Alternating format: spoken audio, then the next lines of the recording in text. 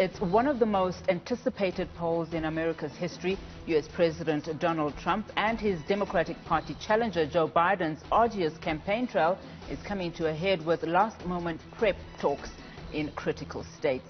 More than 98 million people have already cast their ballots in early voting, putting the country on course for its highest turnout in a century.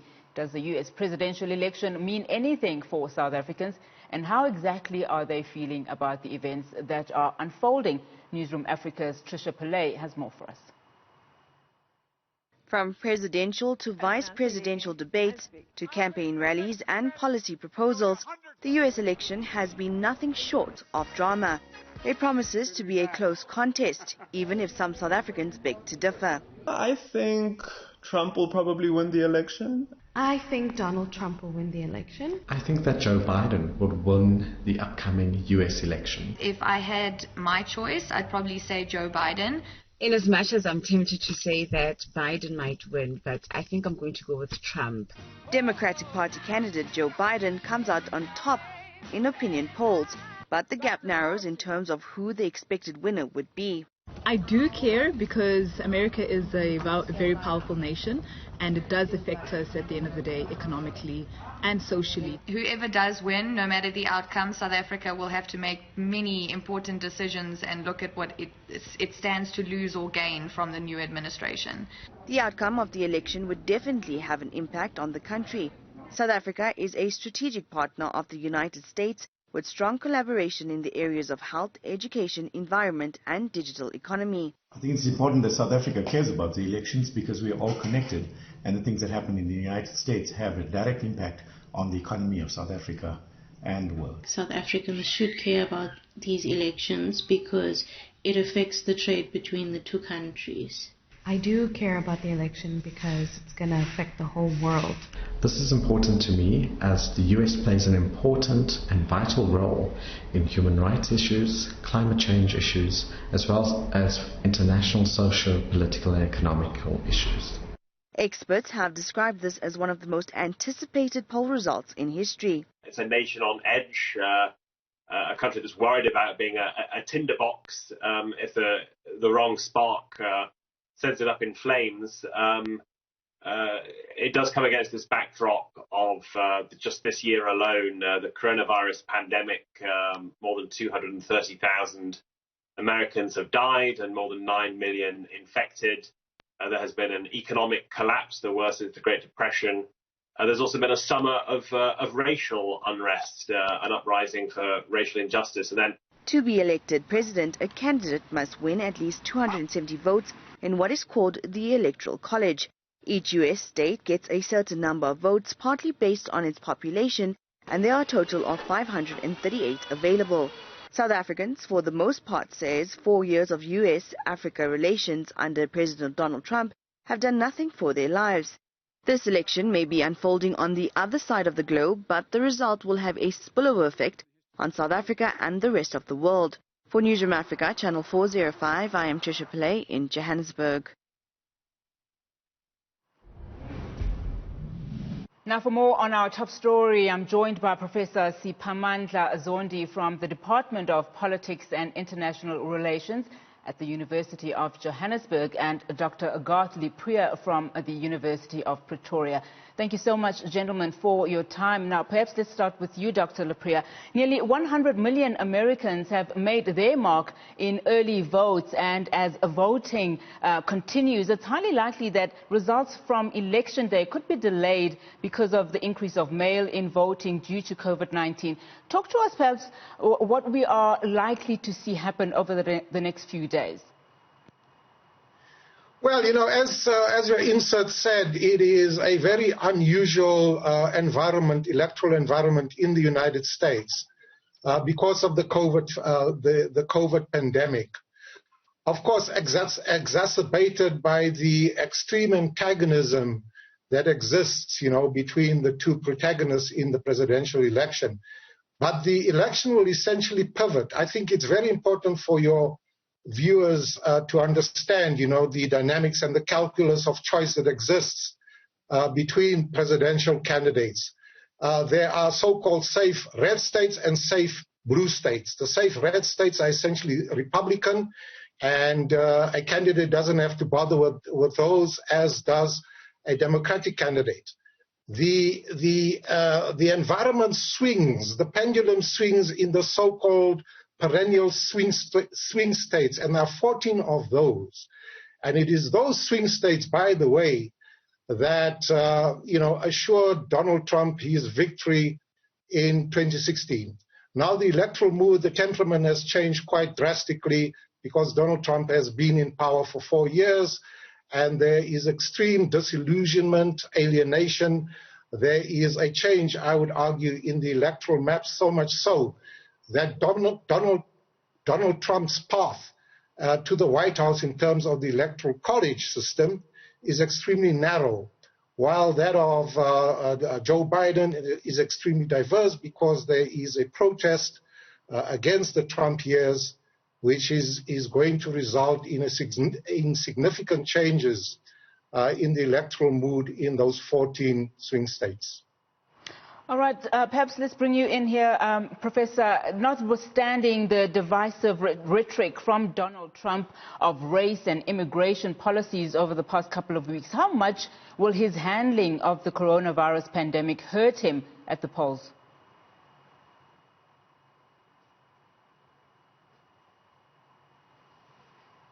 All right, we seem to have lost Professor Zondi there. Perhaps you would like to answer that, Dr. Le Pere. We've seen diversive rhetoric from Donald Trump over the past couple of weeks leading up to the elections as well, on race and on immigration. But how much of his handling of COVID-19 will hurt him at the polls? Quite fundamentally in my view. People do not take lightly, to the commander-in-chief in the White House not having a strategic approach to a major crisis such as this. There are, more than 200,000 people and millions that have been infected by the very maverick and unconventional and, as a matter of fact, anti-scientific approach that Donald Trump has taken, and his constant antagonism towards the chief epidemiologist from the Centers for Disease Control, Dr. Anthony Fauci, I think has really resonated and really, touched a raw nerve among American people that really trust the American public health system as one of the best in the world. And under Donald Trump, he has really undermined the integrity not only of the system, but the ability of the scientific community to advise government in what would amount to a rational and reasonable approach to managing the pandemic on the one hand, and on the other, how to trust the scientific enterprise, the scientific people in the United States that have broad and deep experience, in managing epidemics such as this. So I think, Donald Trump stands accused, and the electoral outcome will probably factor this in. The extent to which people have become extremely disenchanted, angry, and will demonstrate, their anger in this vote tomorrow, in how he's handled the COVID crisis. All right, I understand Prof. Zondi is back with us.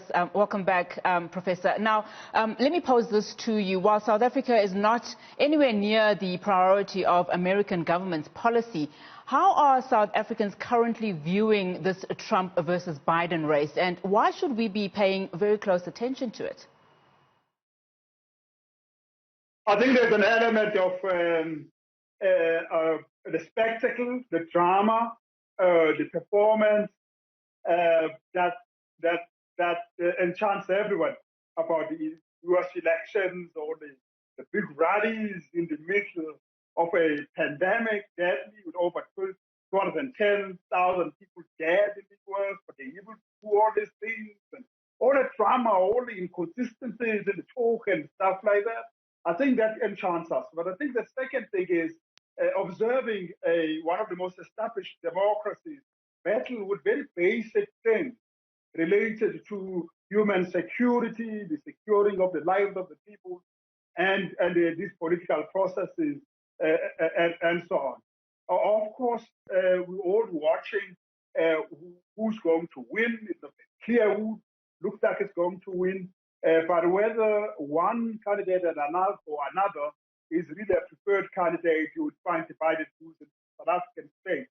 But partly because the United States is still the United States, whether it's the blues in power or the reds in power, there are finer things of differences, but the United States is still that food and global power, whether it's under Democrats or Republicans. So we're all watching it very carefully. We hope that there won't be a contestation over the results of elections, since Trump has refused to commit upfront that he will accept the results of the elections. Quite a nice drama. Maybe Africa must send an envoy to try and help the United States sort out its democracy. Now, Dr. Le Pere, you've looked at, the U.S. and the African relation quite intricately. Now, in terms of foreign policy, what has America looked like under Trump? Total disengagement. One has to then, compare American policy towards Africa under Obama and then under the Bush years. Now, very quickly, President Bush, George W., was very integral to setting up, the PEPFAR program in Africa. This is the President's Emergency Program for AIDS Relief, which, if I recall, was worth $10 billion in providing, antiretroviral support, treatment for the continent, which was one of the worst affected, and this under a Republican administration. Then, there was a very deliberate African policy under Obama, in the sense that he looked at, what he could do to improve the dimensions of the relationship between the United States and Africa, beginning with the extension of the Africa Growth and Opportunity Act. This is a non-reciprocal trade arrangement that gives 43 African countries duty-free access into the American market on the one hand, and then significant supply support on the other to trade with the United States.